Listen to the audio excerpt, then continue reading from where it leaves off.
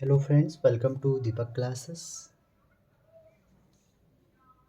कल हमने देखा, मैंने ईएम वेव की एक छोटी सी वीडियो बनाई 30 मिनट की। और उसमें मैंने लगभग जितने भी उस समय में कंसेप्ट बताए जा सकते थे या इम्पोर्टेंट टर्म बताए जा सकते थे मैंने बताए। आज मैं आपके पास आया हूँ दोबारा ईएम वेव को जड़ से ख़त्म करने के लिए कुछ क्वेश्चन लेके। उन क्वेश्चनों में कुछ जेई के हैं, कुछ कंसेप्चुअल हैं, तो थोड़ा मिक्स करके देखेंगे। अब देखो, ये जो क्वेश्चन है बच्चों, ये आपके कंसेप्ट को क्रिस्टल क्लियर कर देंगे। ठीक है। दूसरी बात, ये बेस्ट क्वेश्चन रहेंगे ईएम वेव की। अब ये क्वेश्चन तो जेई में आया है इसलिए मुझे लेना पड़ा, ये बेस्ट नहीं है। ठीक है। तो क्वेश्चन आपको आपको क्या दिया है, देखो आपसे कहा है कि बी वाई इक्वल टू ये है और एम्पलीट्यूड ऑफ इलेक्ट्रिक फील्ड निकाल के बताइए। ठीक है। अब देखो बच्चों, इसमें आपको सिर्फ एम्पलीट्यूड निकालना है। तो जब एम्पलीट्यूड आप निकालेंगे तो क्या होगा, देखिए आपने फॉर्मूला पढ़ा है E naught over B naught equal to speed of light, पढ़ा है। तो ई नॉट इक्वल टू कितना हो जाएगा, बी नॉट इंटू सी। और बी नॉट क्या है बच्चों, ये। तो आपका आंसर आ गया। सी की वैल्यू याद होनी चाहिए आपको, इतना बड़ा एग्ज़ाम दे रहे हैं आप और बहुत बड़े बच्चे हुए हों। चलो अभी याद नहीं है तो अभी लिख लीजिए, अगली बार आप इसको याद रखें। 3 × 10⁻⁸ मीटर पर सेकेंड। जैसे इंटू करेंगे तो 15 × 10⁻²। ठीक है बच्चों, ये जे का क्वेश्चन था और देखो कितना सरल है। और आप यकीन नहीं मानोगे, ये 26 जुलाई को आया है। ठीक है। अब मैं इस टाइप के क्वेश्चन नहीं कराऊंगा, मैं आपको एक ऐसा क्वेश्चन कराना चाह रहा हूँ बच्चों जिसमें सारी चीज़ें आपकी इंक्लूड हो जाएं। ठीक है। तो क्या क्या है वो देखते हैं। पहला तो उसमें ये है बच्चों, पहला जो मैं आपको कराना चाह रहा हूँ वो है find electric field. Find electric field. तो जब आपको इलेक्ट्रिक फील्ड निकालने को आएगा और ये क्वेश्चन दिया है तो आप क्या करेंगे, देखिए फेज ईएम वेव में सेम होता है, ईएम वेव में फेज सेम होता है। तो आप देखेंगे इस पूरे को, देखिए आप, ये पूरा सेम रहेगा ईएम वेव में चाहे कुछ भी हो जाए। ठीक है। बदलेगा तो सिर्फ क्या बदलेगा, एम्पलीट्यूड। तो ई इक्वल टू क्या हो जाएगा बच्चों, अब देखो अभी तो हम ऑलरेडी एम्पलीट्यूड निकाल चुके हैं, अगर एग्जाम में नहीं दिया है तो आपको फिर निकालना पड़ेगा। तो अभी हम निकाल चुके हैं 15 × 10⁻²। और पूरा आपने टेप देना है ऊपर से नीचे, और आप एग्ज़ाम में क्यों टेपेंगे, वैसे भी आपको वहाँ आंसर टिक करना है। समझ रहे हैं, ये कभी चेंज नहीं होगा चाहे कुछ भी हो जाए। ठीक है। अच्छा, दूसरी बात बच्चों, यहाँ पर मैं बताऊँ आपको, यहाँ पर ऐसा कुछ नहीं दिया था कि ये आपका मीडियम में है या नहीं है। यहाँ पर हमें मीडियम का कोई जिक्र ही नहीं किया था ना, तो हमने इस फ्री स्पेस में मान के चला। अगर वो कह देगा कि ईएम वेव एक मीडियम में है, समझ रहे हैं, अगर वो कह देगा ईएम वेव मीडियम में है, वहाँ पर आप क्या करोगे, अगर case in case of medium हो जाएगा तो E naught over B not की जो वैल्यू हो जाएगी बच्चों, वो हो जाएगी वी के बराबर। क्लियर है। अगर मीडियम का केस आएगा, इन केस ऑफ मीडियम आप यूज करेंगे ये, और v क्या होगा यहाँ पे, v होगा यहाँ पे c/n। फिर आपको n दिया रहेगा, समझ रहे हैं, फिर आपको n दिया रहेगा। आप कहेंगे n भी नहीं दिया है तो आपको फिर √μr∈r ये दोनों दिए रहेंगे। समझ रहे हैं। तो मीडियम का केस आएगा तो आपको c यूज नहीं करना है वहाँ पे, आपको वहाँ पे v यूज करना है। और v कैसे आएगा, और आपसे ये भी हो सकता है कि ये दो दे दे, ई दे दे, बी दे दे, और कह दे कि एक मीडियम में प्रोपागेट कर रही है ये वेव, तो स्पीड बताइए। तो आप क्या कर सकते हैं, इस v से निकाल सकते हैं। क्लियर है यहाँ तक। जैसे मैं इसी क्वेश्चन को थोड़ा मॉडिफाई कर रहा हूँ, इसी में वैसे ऐसा कुछ मैं ऐसा लिख रहा हूँ, if EM wave propagate in medium, then find speed and refractive index, एक ही आएगा वहाँ पे। मैं बड़ा क्वेश्चन इसलिए बना रहा हूँ कि आपके कंसेप्ट क्लियर हो जाए। तो बच्चों रिफ्रैक्टिव इंडेक्स और ये निकालना है। अब आप यहाँ पे ध्यान दीजिए, अभी ये बी वाला एक्सप्रेशन यही है, ठीक है। तो हमें ये गिवन है वी वाई इक्वल टू, हमें गिवन है 5 इंटू 10⁻⁻6 और साइन ये पूरा जो पार्ट है, ठीक है। अब देखिए बी ये है, मान लो ई भी हमें यही गिवन है। अब देखो बी वाई में है, अभी हम डायरेक्शन की भी बात करेंगे, और ये हमें है 15 इंटू 10⁻2 साइन, ये पूरा पार्ट वही रहेगा, ठीक है। ये हमें गिवन है, ये डेटा हमें गिवन रहेगा, ठीक है। मे भी नहीं गिवन रहेगा तो फिर ये वी गिवन रहेगा। कुछ दो चीज़ें तो ऐसी होंगी ना हमें गिवन रहेंगी, तीन चीज़ों में से दो।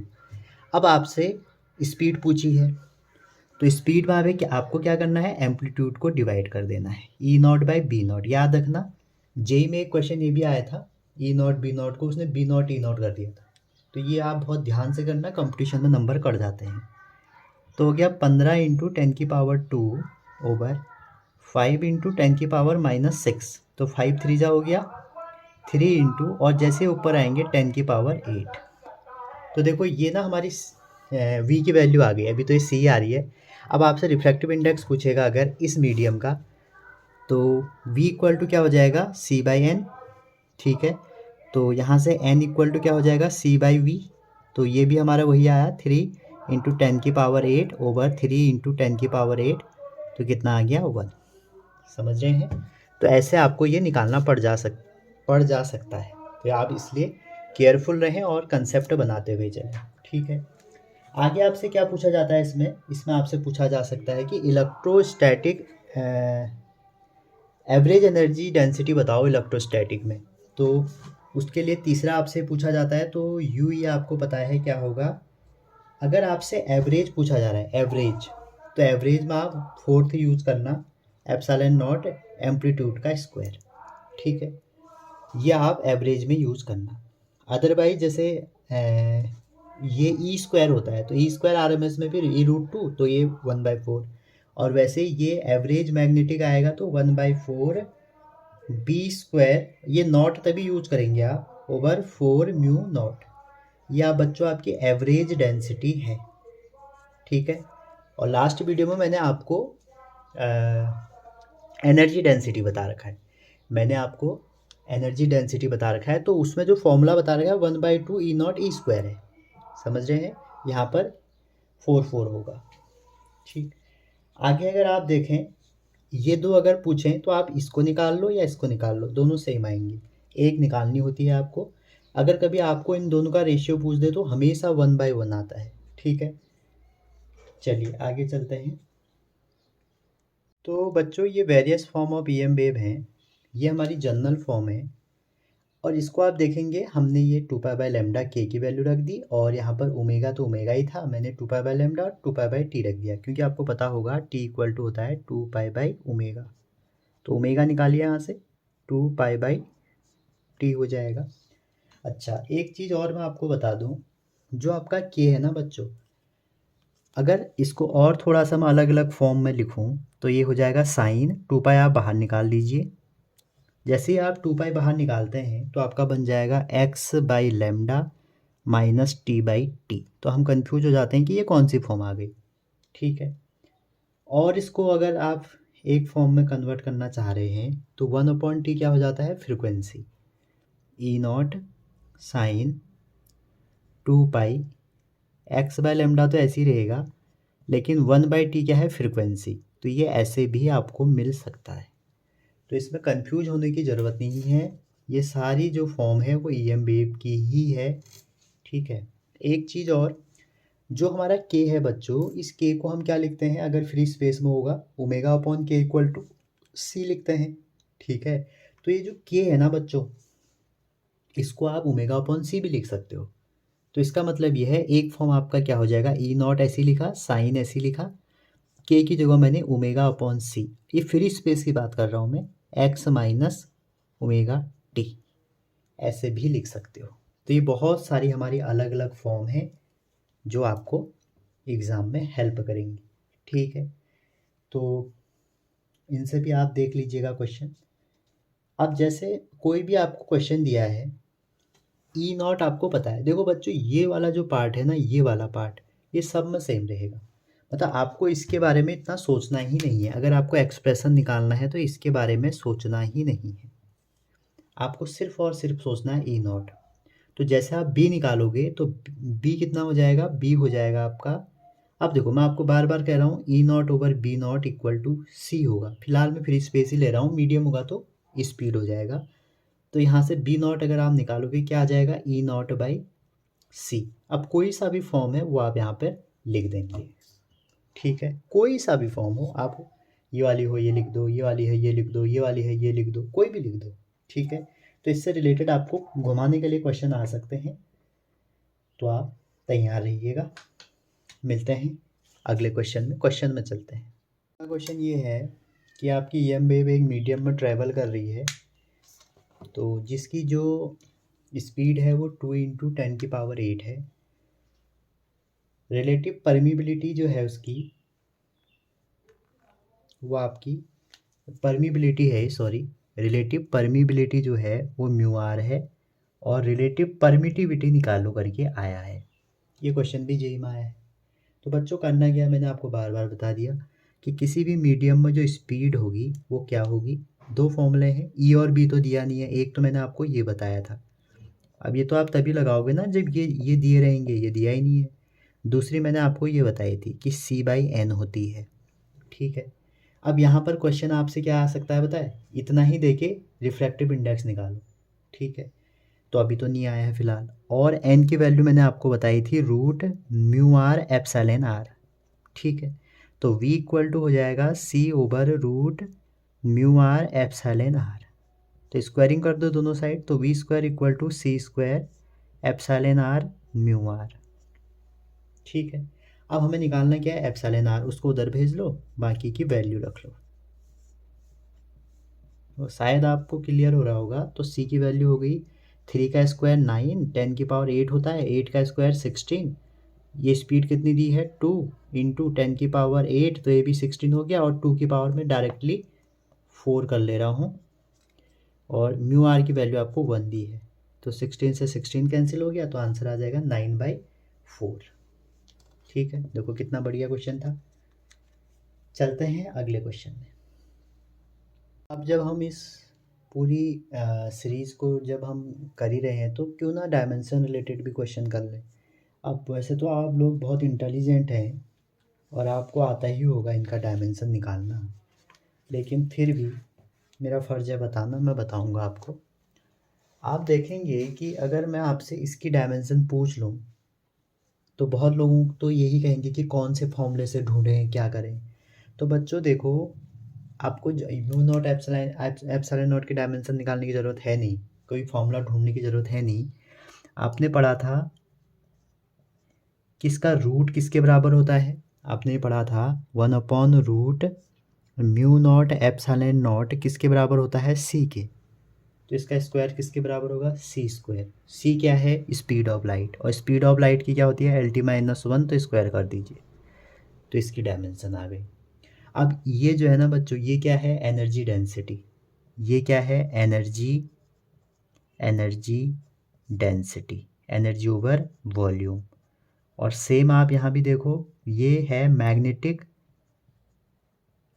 एनर्जी डेंसिटी, तो ये भी क्या है, एनर्जी ओवर वॉल्यूम। तो एनर्जी की तो सभी बच्चों को याद होनी चाहिए, वैसे अगर आप एनर्जी की भी निकालना चाहें तो निकाल लें, वॉल्यूम की L3। तो जब इसको सॉल्व करेंगे तो क्या आ जाएगा, mL-1T-2, इसकी भी यही, इसकी भी यही। ये ज़रूरी नहीं है कि आप एप्सिलॉन के लेके आओ कूलम लॉ से, फिर E² के लेके आओ, समझ रहे हैं ना। तो ये डायरेक्ट इनसे भी निकल जाती है। जैसे E/B है, तो आप सोचेंगे मैं E की लेके आऊँ कहीं से, B की लेके आऊँ, तो बहुत गलत सोच रहे हो बच्चों आपको थोड़ा स्मार्ट सोचने की ज़रूरत है। E/B अभी मैंने बताया था C होता है, C क्या है, स्पीड ऑफ लाइट है, तो आप निकाल के देख लो, यही आएगा। और बच्चों आपको यकीन नहीं आ रहा होगा ये क्वेश्चन कहाँ है, ये सारे जेई में आए हुए हैं। अगर आप कहें तो मैं रेफरेंस भी दे दूँ, जैसे मैं एक का रेफरेंस दे रहा हूँ, एक का क्या, 2 का दे देता हूँ, चलो ये 2003 में आया है। आप कहेंगे इतना सर पुराना, अब आते हैं ऐसे क्वेश्चन, लो आपका जवाब ये 2019 में है। और बच्चों ये क्वेश्चन ना 2021 या 22 में तो नहीं, 20-21 में आया है, मुझे कंफर्म पता नहीं इसलिए मैं लिख ले रहा हूँ। अब ये जो क्वेश्चन जो बंदा करेगा, इसके करने के दो तरीके हैं, ठीक है।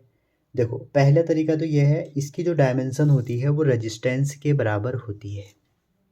क्लियर है? रेजिस्टेंस क्या होता है? V/I, तो उसका आप इजीली निकाल सकते हैं, ठीक है। V क्या है? वोल्टेज, आराम से निकाल सकते हैं।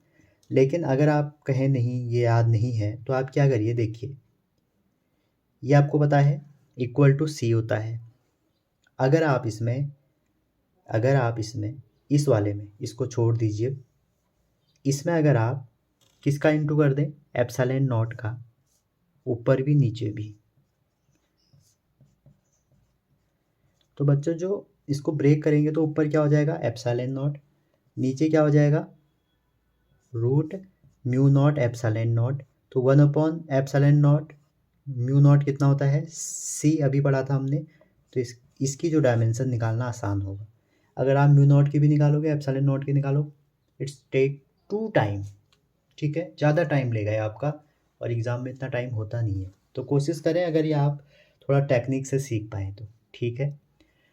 तो अगर आपको ऐसी टेक्निक सीखनी है तो मैंने एक डायमेंशन, आप जेई क्लास 11 सीरीज में जाइए, वहाँ मैंने बता रखी है, शायद ये भी बताए होंगे वहाँ पे। तो ये इसी चैप्टर की थी तो मैंने आपको बता दी। चलिए अगला क्वेश्चन में चलते हैं। और बच्चों अगर आप कहोगे ये कब आया है, ये थोड़ी आया होगा, ये भी बता देता हूँ आपको, 2000 में आया है। इनका तो मैं एग्जैक्ट सन बता देता हूँ आपको, इसका भी बता देता हूँ। ये मेरे को ये अभी आया है फ़िलहाल, कभी ये 2021 में आया है, 20 में आया है, चलो जब भी आया है आपको तो करना ही है, ठीक है। आगे चलते हैं नेक्स्ट क्वेश्चन।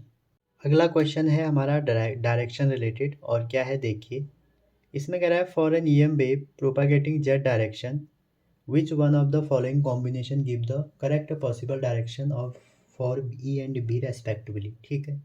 अब बच्चों जब भी डायरेक्शन रिलेटेड क्वेश्चन आते हैं, ठीक है, तो डायरेक्शन रिलेटेड क्वेश्चन का जो फंडा है वो ये है कि जो E है वो हमेशा परपेंडिकुलर B के होगा और परपेंडिकुलर डायरेक्शन ऑफ प्रोपागेशन होगी, ठीक है। मैं डायरेक्शन लिख देता हूँ, आप समझ जाना। इसका मतलब ये है, जैसे आपका जो इलेक्ट्रिक फील्ड है, अगर इलेक्ट्रिक फील्ड ऐसे चल रहा है, ये इलेक्ट्रिक फील्ड है मान के चलते हैं, ठीक है, तो जो मैग्नेटिक फील्ड है वो हमारा ऐसे चलता है, ठीक है। तो जैसे ये इलेक्ट्रिक फील्ड के वेक्टर हैं तो मैग्नेटिक फील्ड के ये हैं, तो इसकी जो डायरेक्शन ऑफ प्रोपागेशन होगी, ठीक है, तो इसकी जो डायरेक्शन ऑफ प्रोपागेशन होगी, अगर E आपका I में है, B आपका J में है, मैं एग्जांपल के लिए ले रहा हूँ, तो इसकी जो डायरेक्शन होगी D वो E क्रॉस B होती है। और वेक्टर प्रोडक्ट में E क्रॉस B आपको आना चाहिए I J K, ठीक है। I J का इंटू करोगे K आएगा, J K का इंटू करोगे I, मतलब एक सीक्वेंस में चलना चाहिए। जैसे हम I और K का कर देंगे तो जो अगर कोई बीच में छूट जाता है तो वो माइनस के साथ आएगा, ठीक है। तो जो डायरेक्शन होती है EM वेव की वो हम देते हैं सिंपल से फॉर्मूला E क्रॉस B से, ये आपको पता होगा, ठीक है। अब मैं आपको एक बात और बता दूं, इसमें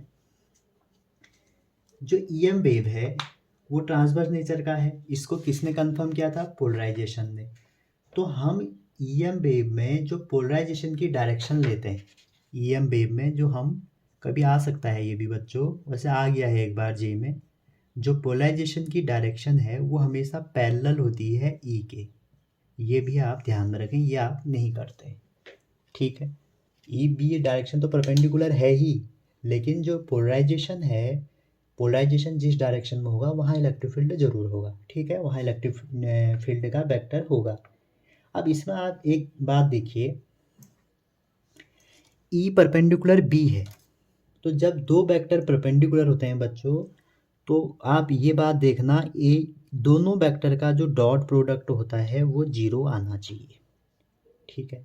डॉट प्रोडक्ट कैसे करते हैं, I का I के साथ, J का J के साथ, K का K के साथ। तो अगर हम, अब देखो इस क्वेश्चन को करने का एक ही तरीका है, बाय ऑप्शंस। अगर मैं ऑप्शन में पहले ये वाली प्रोसेस चेक करूँ, ठीक है, तो क्या होगा, देखो हमें ये क्लियरली लिखा है कि इसकी डायरेक्शन कहाँ है, जेड में। तो इतना भी मेरे को पता है कि जो E क्रॉस B है उसका आंसर के आएगा, सिर्फ के डायरेक्शन में। ठीक है, अब ये ई वाला है, ये बी वाला है। अगर मैं पहले को इंटू करता हूँ, पहले ई डॉट बी लगाता हूँ, तो आई का आई के साथ 2 हो गया, जे का जे के साथ 6 हो गया, तो ये 0 नहीं आएगा, तो पहला ऑप्शन कट गया। -2 का 3 के साथ -6 हो जाएगा। आपको डॉट प्रोडक्ट करना आता होगा, नहीं आता है तो आप मेरी वेक्टर की वीडियो देखें या अपना हाथ से सीख के लाएं, कहीं से भी देखें। ठीक है, तो -2 से 3 -6 और माइनस माइनस प्लस ये हो सकता है। ठीक है, अभी हम बाकी भी चेक करेंगे क्योंकि 2 कंडीशन है, अगर यही बाकी 0 नहीं आते हैं तो यही सही हो जाएगा। अब इसको देखते हैं, 4 3 जा आई का आई के साथ करना है 12, तो ये भी हो सकता है क्योंकि इसमें भी 0 आ रहा है। ठीक है, 1 का 2 से 2, 2 का 1, तो ये भी हो सकता है। ठीक है, अब हम नहीं कह सकते कि कौन सा सही है। अब आपको क्या करना पड़ेगा बच्चों, ई क्रॉस बी निकालना पड़ेगा। तो जब भी वेक्टर प्रोडक्ट निकालते हैं, सबसे ऊपर आई लिखते हैं, जे लिखते हैं, के लिखते हैं, ई के कंपोनेंट लिखेंगे तो ई के क्या है -2 और -3, -2, और ये देखो जे का कंपोनेंट है तो जे के नीचे लिखेंगे के, हमारा 0 आ जाएगा। उसके बाद हम इसको सॉल्व करेंगे तो आई हो गया 3, जे हो गया -2 और ये 0। अब इसको एक्सपेंड, आप अगर मैथ्स वाले हैं तो डिटर्मिनेंट, जे वाले हैं तो मैथ्स वाले तो ज़रूर होंगे, तो डिटर्मिनेंट, या बायो वाले भी हैं तो आपको इसको ओपन करना आता होगा। आई ले लिया बाहर, पहले के अबाउट करेंगे तो ये तो 0 आ गया, जे लिया माइनस के साथ बाहर तो ये भी 0 आ जाएगा। जब हम एक बाहर ले लेते हैं, ऐसे इसको पूरा बाहर ले लिया तो इसके सामने ये हटा देते हैं, इसका इंटू इससे, इसका इंटू इससे। सिमिलरली जब हम इसको करेंगे तो इसका पूरा ही हट जाएगा तो 0, तो इसमें ये हो गया के, और के में आप देखेंगे ये हो गया -4।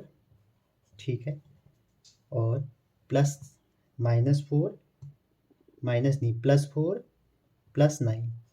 ठीक है, तो आप इसको सॉल्व कर रहे हैं तो आपका क्या आ रहा है 13 के। आप देखो जो डायरेक्शन हमारे यहाँ क्या आ रही है के, मैग्नीट्यूड से नहीं मतलब है यहाँ डायरेक्शन से, तो डायरेक्शन क्या आ रही है के, तो इसका मतलब है इसका बी ऑप्शन सही है, बाकी नहीं होंगे। पहली बार में आ गया तो अच्छी बात है, नहीं आया तो फिर और चेक करना पड़ता।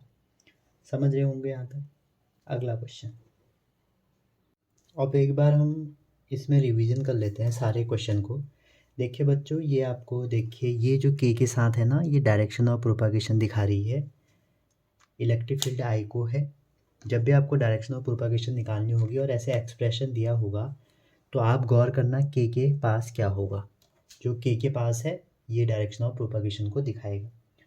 अब यहाँ पर क्या है बच्चों, आपसे अगर पूछा जाए कि हमें एनर्जी डेंसिटी इलेक्ट्रिक फील्ड की वजह से बताओ, ठीक है, तो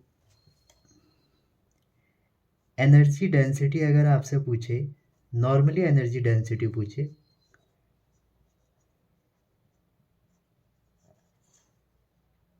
दो केस हो सकते हैं। अगर आपसे पूछे ड्यू टू इलेक्ट्रिक फील्ड की वजह से बताइए, और दूसरा आपसे पूछे ड्यू टू मैग्नेटिक फील्ड। ठीक है, तो इलेक्ट्रिक फील्ड की वजह से जो होती है वो होती है 12 एप्सिलॉन नॉट E², और वहीं ये होती है 12 B²/2 म्यू नॉट। पहली बात, अगर आपसे पूछे कि एवरेज बताइए, टोटल पूछेगा तो टोटल, अगर ये U से दिखाते हैं, इसको UM से दिखाते हैं, तो टोटल तो दोनों का सम हो जाएगी। अब अगर बात आई, आपसे एवरेज पूछ दिया, एवरेज अगर उसके आगे से लिखा है एवरेज एनर्जी डेंसिटी, इसका डेरिवेशन है, लेकिन मैं आपको फॉर्मूला बता देता हूँ, आप कंफ्यूजन मत करना। जो हम ये ई है ना बच्चों, इसको हम ERMS लेते हैं। एवरेज में हम रूट मीन स्क्वायर लेते हैं वेलोसिटी, और रूट मीन का आपको पता ही होगा कि वो होता है E0/√2। तो जैसे आप इसका स्क्वायर करोगे तो जो UE हो जाएगा, जो एवरेज हो जाएगा, वो हो जाएगा आपका 1/2, एक और आ जाएगा तो 1/4 E0 एप्सिलॉन नॉट का स्क्वायर, और वही म्यू एम निकालेंगे, मैग्नेटिक फील्ड की निकालेंगे तो वो भी 1/2 बाहर दे देगा, तो V0 का स्क्वायर ओवर म्यू नॉट। तो ये हो गई हमारी average density of energy density due to electric field magnetic field. Again add कर सकते हैं, सम कर सकते हैं, होंगे दोनों बराबर। कभी भी रेशियो पूछे, चाहे एनर्जी डेंसिटी का पूछे चाहे एवरेज का पूछे, किसी का भी पूछे आपसे, तो बच्चों 1:1 ही आना है। ठीक है, एक बार जे में पूछा था, नीट में भी पूछा गया है ये। अच्छा, इसमें कभी अगर ये आ जाएगा कि इसी में अगर कभी लिखा हुआ आ जाएगा टाइम, ये सब छोटे छोटे डेरिवेशन है, time average intensity of EM wave. ठीक है, अगर आपसे पूछेगा टाइम एवरेज कितना होगा, तो बच्चों जो टाइम एवरेज होता है इंटेंसिटी का, वो होता है आपका half C epsilon not E not square. ठीक है, तो इसमें हम करते क्या है, जब टाइम एवरेज पूछता है हम E naught B naught, E naught over B naught equal to C रख लेंगे, वहाँ से हमारा ये आ जाएगा। तो ये सारे फॉर्मूले मैंने आपको बता दिए। एक क्वेश्चन है आपके लिए, क्वेश्चन ये है कि इलेक्ट्रिक फील्ड और मैग्नेटिक फील्ड का इंटेंसिटी का आपको कंट्रीब्यूशन बता। क्वेश्चन आया था, the ratio of contribution made by electric field and magnetic field component to intensity of EM wave. तो 1:1, इतना ही कंट्रीब्यूशन होगा। अगला क्वेश्चन, अब हम चलते हैं पॉइंटिंग वेक्टर की तरफ। कभी कभी इससे भी क्वेश्चन आया है। तो पॉइंटिंग वेक्टर जो है बच्चों, एक वेक्टर है, इसको हम ईएम वेव में क्यों यूज़ करते हैं, इसका ये हमें दो चीज़ें बताता है। एक तो ये हमको मैग्नीट्यूड बताता है वेव वेलोसिटी का, वेव किस वेलोसिटी से चल रहा है उसका हमें ये मैग्नीट्यूड बताता है। ठीक है, और इसकी जो डायरेक्शन होती है, इसकी जो डायरेक्शन होगी बच्चों, वो होती है along direction of wave propagation. जहाँ को वेव चल रही है वहाँ को इसकी डायरेक्शन होती है। ठीक है, और इसका फॉर्मूला भी कई बार पूछा गया है, प्रोपागेशन कर लेना। रिप्रेजेंट इसको एस से करते हैं, तो इसका जो फॉर्मूला होता है बच्चों, वो होता है E cross B over mu not. ठीक है, तो S इक्वल टू आपका क्या है, E cross B over mu not. तो कई बार ये क्वेश्चन आपसे पूछे गए हैं पॉइंटिंग थ्योरम के। तो अगर आपका ये पॉइंटिंग थ्योरम कुछ आ सकता है, तो आपका ये आ सकता है, इसी में मैं अगर बताऊं, क्वेश्चन ये आ सकता है। अगर एक क्वेश्चन बताऊं मैं आप में, इसमें थोड़ा सा एडवांस है लेकिन क्या पता आ जाए।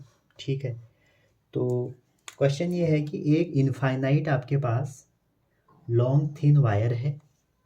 ठीक है, क्वेश्चन ये है, एक इनफाइनाइट लॉन्ग थिन वायर है जिसके पास जो लीनियर चार्ज डेंसिटी है वो लैम्डा है।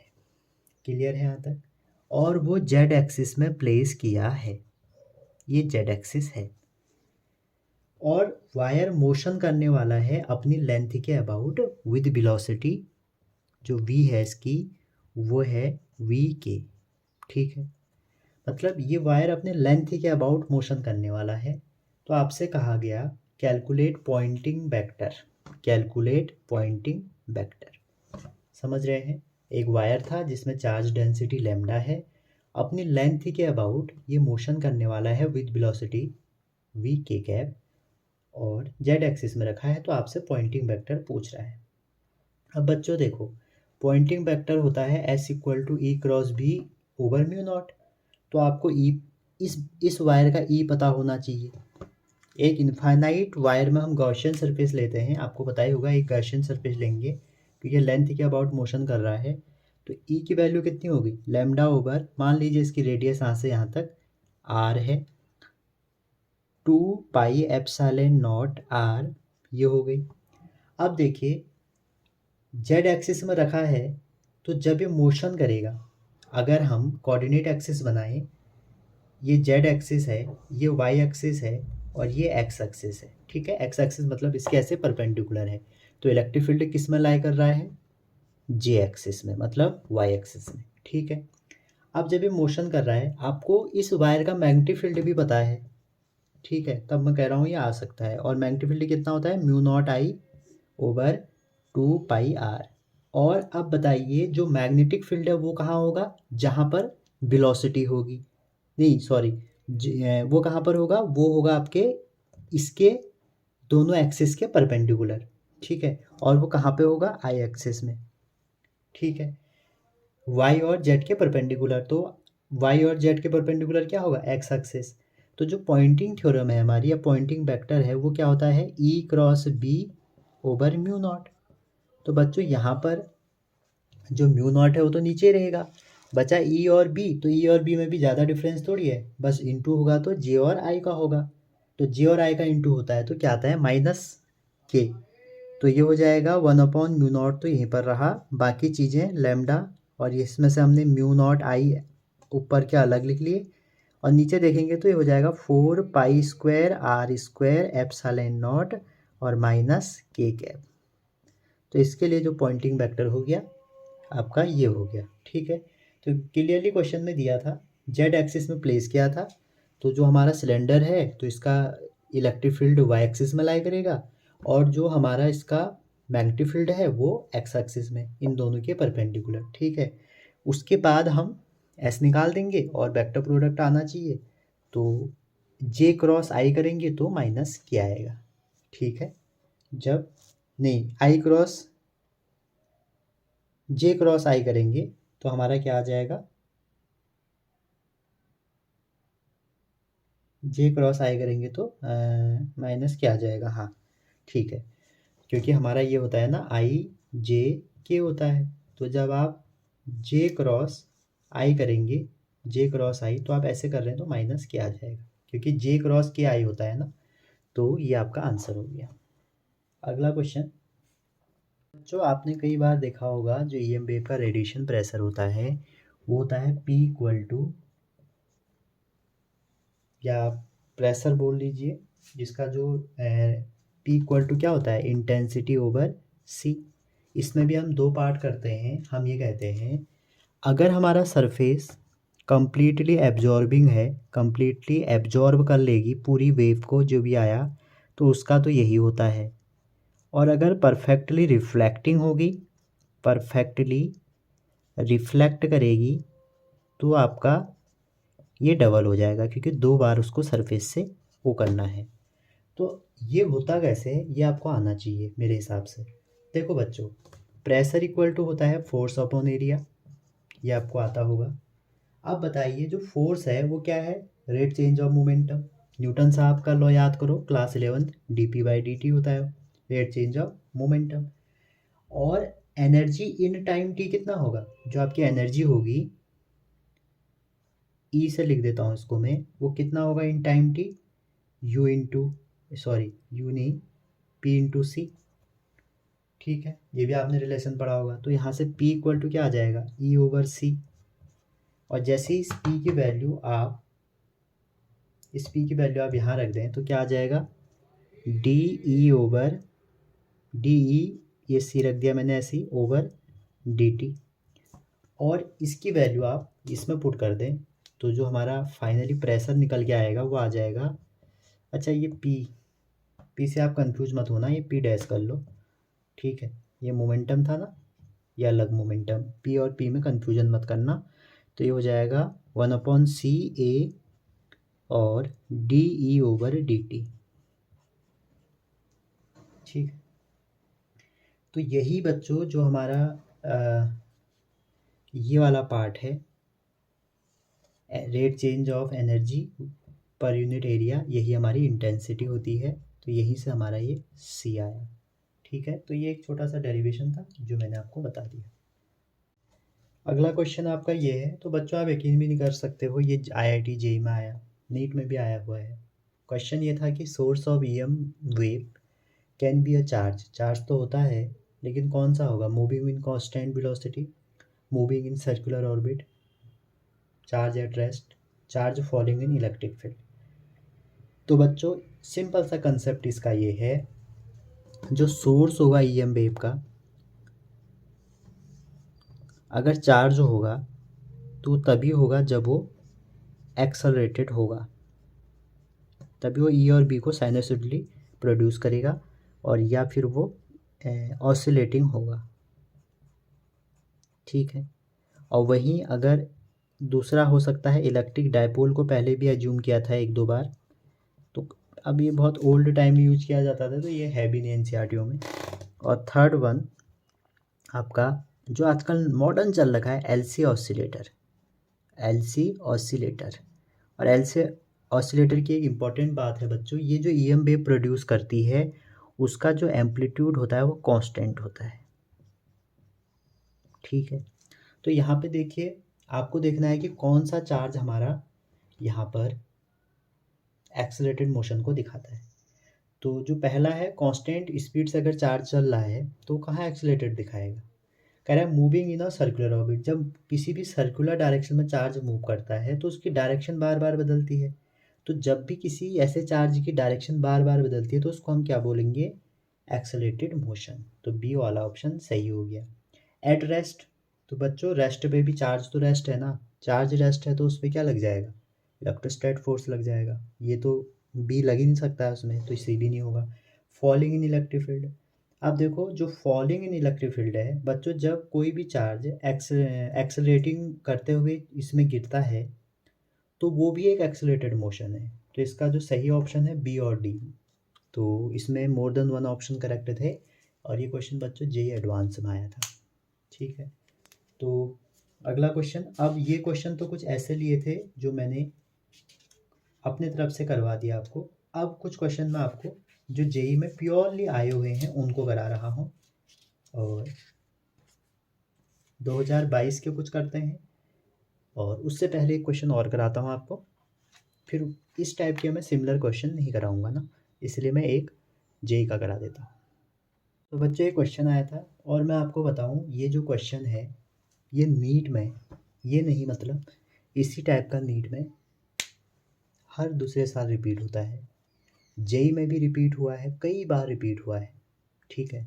तो क्वेश्चन आपसे ईएम वेव दिया है, उसमें जो स्पेक्ट्रम है बच्चों उससे क्वेश्चन आ जाता है ऐसा कि लैम्डा 1 ऐसा है जो सैटेलाइट में यूज किया जाती है, लैम्डा 2 ये है जो जम को मारती है वाटर प्यूरिफाई करते वक्त, और लैम्डा 3 जो है वो डिटेक्ट कर रही है लीकेज आपकी अंडरग्राउंड पाइप में। ठीक है। अब आपको पता होना चाहिए लैम्डा 1 है क्या। तो बच्चों देखो सैटेलाइट में जो यूज होती है वो होती है आपकी माइक्रोवेव। सैटेलाइट हो गया, एयरक्राफ्ट नेविगेशन हो गया, उसमें माइक्रोवेव। और जो हमारे ये जम्स को मार रही है, और ये होती है यूवी अल्ट्रावायलेट। ठीक है। अब ये वाला अभी तक एनसीईआरटी में नहीं था, लेकिन अब आज से ध्यान रखना, ये काफ़ी जगह है जो ये डिटेक्ट करती है leakage of oil in underground pipe. ठीक है। अंडरग्राउंड पाइप में जो ये ऐसा करती हैं ये हैं आपकी एक्सरे, एक्सरे का काम है। और लास्ट है जो, अगर मैं एक और बता दूँ आपको, जैसे जो फॉग और मिस्ट कंडीशन में हम लाइटें डालते हैं वो इंफ्रारेड है। अगर कभी आ गया तो आपसे पूछ रहा है इनको इंक्रीजिंग ऑर्डर ऑफ वेवलेंथ में लगाओ। तो बच्चों मैंने आपको एक बताया था, गाड़ी gamma, X X ray, U X U V तो अल्ट्रावायलेट विजिबल, इन infrared, microwave, range radio wave. तो ऐसे जब हम जाते हैं तो लैम्डा बढ़ता है। बस आप पहचान लो। तो सबसे पहले वो आएगा जिसका वेवलेंथ कम होगा। आप देखो इसमें सबसे पहले कौन आया, एक्सरे। तो एक्सरे का वेवलेंथ है लैम्डा 1। उसके बाद यूवी आया लैम्डा 2, और उसके बाद माइक्रोवेव आया लैम्डा 3। तो इसका जो ऑर्डर हो जाएगा लैम्डा 1 से बड़ा लैम्डा 2, लैम्डा 2 से बड़ा लैम्डा 3। ठीक है। और मैं इनके एप्लीकेशन बताऊं बच्चों, देखो जो हमारे X U V in my range है, इसके मैं आपको एक बार एप्लीकेशन बता देता हूँ ताकि आप एग्ज़ाम में दिक्कत ना करें। ये आपके मैंने यूज़ एक बार फिर से लिख दिए। वैसे आपके पास पिछले टेबल में भी थे।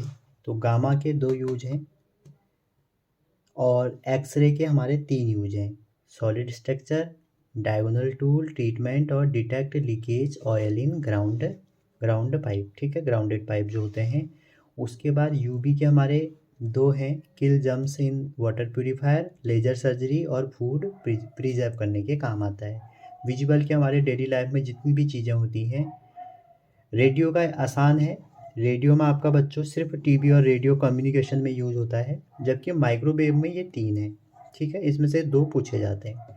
और लास्ट आपका आईएफ में क्या होता है, ऑप्टिकल कम्युनिकेशन, जो कि इम्पॉर्टेंट है। Improve visibility on runway during fog, ये इंपॉर्टेंट है। और मेंटेन एवरेज टेम्परेचर, ये तो आईएफ का काफ़ी इंपॉर्टेंट है। ठीक है, तो ये आपके वो हैं। स्क्रीनशॉट लेना इसका पॉसिबल नहीं है, तो इसलिए मैंने, आप चाहें तो लिख लें इनको। अगला क्वेश्चन है, ई दिया है आपको, an electron is allowed to move normal to propagation of light beam with speed इतना है, और स्पीड दे रखी है। Find the maximum magnetic force. तो बच्चों अब देखो नॉर्मल टू आ रहा है, अगर आपसे इलेक्ट्रिक फोर्स भी पूछा जाता तो आप कंसेप्ट क्या होता आपका, electric force equal to F बराबर क्या होता है, क्यू ई। ठीक है, तो अब यहाँ पर आप मैक्सिमम वैल्यू लोगे तो क्यू ई नॉट ले लेना। वैसे ही मैग्नेटिक फोर्स निकालना है आपको, नॉर्मल कह दिया है, वैसे क्या होता है, एफ इक्वल टू होता है Q V B sine theta. Magnetic force charge की वजह से क्यू वी बी, बी की जगह वी नॉट, क्या होता है साइन थीटा। नॉर्मल हो गया तो साइन 90 1 हो गया। अब यहाँ पर क्या है, इलेक्ट्रॉन है बच्चों, तो इलेक्ट्रॉन है तो आप समझो ये तो ई हो गया। अब जो वेलोसिटी है ये आपको गिवन है 3 × 10⁻⁷ इंटू बी नॉट आपको गिवन नहीं है। लेकिन आप मुझे बताइए क्या आपको बी नॉट निकालना नहीं आता। आपको जब ई नॉट दिया है, ये जो ये दिया है ना बच्चों, इसको हम पीक वैल्यू बोल सकते हैं, इसको हम ई नॉट बोल सकते हैं, इसको हम मैक्सिमम वैल्यू ऑफ ई बोल सकते हैं। तो आप इससे बी नॉट निकाल सकते हैं। कैसे, E naught over B naught equal to C होता है, तो E naught over C equal to B naught हो जाएगा। इसको आप यहाँ पुट कर दो, तो ई नॉट ओवर सी मैंने यहाँ रख दिया। आफ्टर पुटिंग द वैल्यू, सबकी वैल्यू पुट कर दीजिए। इलेक्ट्रॉन का चार्ज 3 × 10⁻⁷ इंटू ई नॉट कितना दिया 800, तो 800 भी रख दिया मैंने।